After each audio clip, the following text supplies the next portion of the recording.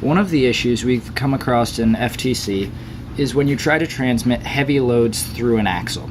So what you'll see is a team will take a axle hub, attach that to their wheel, and then have a second axle hub and attach that to their gear or sprocket, and then they want the sprocket to drive that wheel. But the only way they'll connect the sprocket and the wheel are with the set screws on an axle. And that leads to problems because all that force is then being translated through that set screw, and the set screws can loosen up, strip out over time. It's just not a reliable connection. So what we're going to connect this sprocket to this wheel in a very strong way. So what we're going to need is your gear or sprocket, your wheel, one regular axle hub. There's a little bit of red stuff, that's old Loctite on there. One axle hub that we've actually cut the tip off of. I don't know if you can see it there. This one has the little nub on the end, this one doesn't. You can see we just cut that off with a hacksaw and then filed down the edge. And then we also took the 4 holes and drilled them out with a 9/64 inch drill bit. That lets the screws slide smoothly through rather than threading through. Then we took a gear hub spacer and cut off that tip again. You can see this side has a tip, this side would normally have a tip, but we've cut it off. Again, just put it in a vise, hacksaw, and then file it down. And then we have 4 1.5 inch screws. So we're going to start with the sprocket, and starting with 2 of our screws, put them through our gear or sprocket. I have a sprocket because that's what we use in general. Then we take our axle hub that has been drilled out and cut and put that onto our screws. Should just sort of, oops, hang on, this screw is got a little bit of stuff on it, so different screw.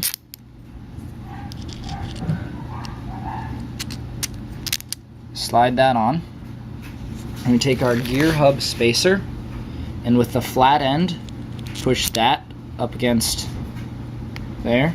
So now we have these two, all 3 of these pieces are now flush or mated together. And we can take this, put it on our wheel.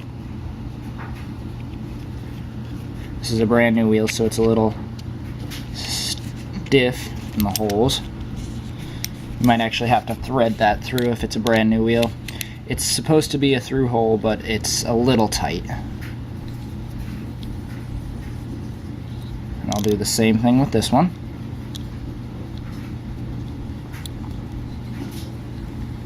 Alright. And now I'll take our last axle hub, the one that we haven't modified, and I'll look to see where the set screw on their first one is. And I'll line those set screws up. It's really important that those set screws line up so that they can both attach to that axle. And then I'll push that onto the wheel and start screwing it into place. I'm going to have to do it in steps here. So that brings that, so now that hub is on. And neither of these screws are tight yet. Now, when you're tightening down screws on a wheel,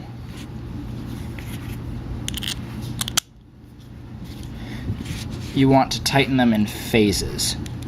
So get them all to a point where they're snug, but not tight at all.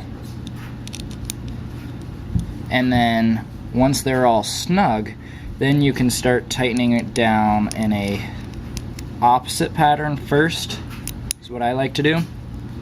And I don't actually get them super tight yet. And now I go in a circle tightening.